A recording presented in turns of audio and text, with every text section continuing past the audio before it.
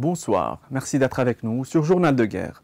Au 9e mois et 245e jour du conflit entre le Hamas et Israël, voici ce qu'il fallait retenir à 19h, heure de Beyrouth.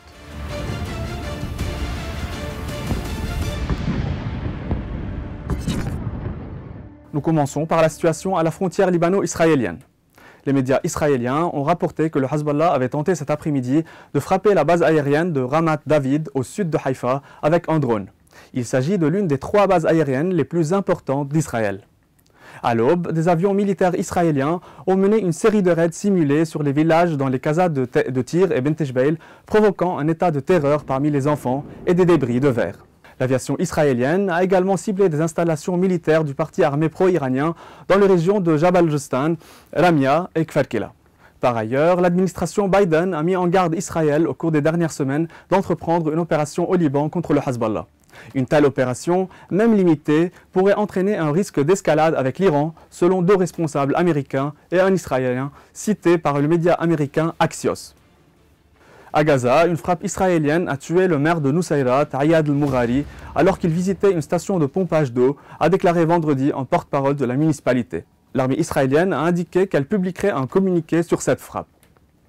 L'armée a annoncé avoir éliminé des dizaines de combattants, identifié des tunnels et détruit des infrastructures militaires du Hamas. Des témoins ont également fait état de frappes israéliennes à l'est de Deir el-Balah et des tirs d'artillerie contre le camp de Bourej, où un incendie faisait rage. À Deir el-Balah, 6 personnes ont été tuées et 6 autres blessées dans la nuit par une frappe de missile sur une maison d'une famille dans le camp d'Al-Maghazir, selon une source médicale. Bilan humain depuis le début de la guerre à 19h, heure de Beyrouth. À Gaza, le ministère de la Santé a annoncé un bilan de 36 731 morts. Côté israélien, 1200 morts sont officiellement recensés par l'État hébreu depuis le début du mois de novembre 2023. Un chiffre qui n'a toujours pas évolué selon les données officielles, malgré des annonces régulières de soldats tués dans les combats. L'armée israélienne a toutefois annoncé que 294 soldats parmi ses rangs ont été tués depuis le lancement de l'offensive terrestre à Gaza. En lien avec le conflit à Gaza, au moins 18 travailleurs humanitaires ont été enlevés par les Houthis dans 4 régions du Yémen, selon l'Organisation yéménite pour les droits de l'homme, Mayoun, citant 10 travailleurs de l'agence de l'ONU. Des raids israéliens et britanniques ont été menés sur des sites de Hodeïda, selon un média Houthi.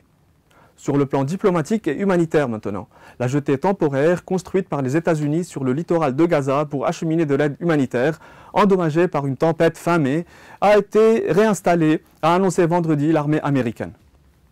Dans une lettre adressée vendredi aux négociateurs pour un cessez-le-feu à Gaza, le numéro 1 du Hamas, Yahya Sinwar, a posé 2 conditions. Il a souligné qu'il n'accepterait aucun accord si Israël ne s'engageait pas à respecter un cessez-le-feu permanent, selon le Wall Street Journal. Par ailleurs, le candidat du Parti travailliste au poste de Premier ministre britannique Keir Starmer prévoit d'inclure la reconnaissance d'un État palestinien dans son programme électoral, selon des informations relayées par le média britannique The Guardian.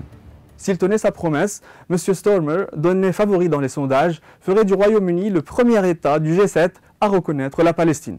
C'était tout pour aujourd'hui. Merci de nous avoir suivis sur ICI Beyrouth. On se retrouve demain pour un autre résumé de la situation. Vous pouvez suivre toute l'actualité concernant cette guerre sur notre site web www.icibeyrouth.com sous la rubrique Guerre Israël-Hamas ainsi que sur tous nos réseaux sociaux.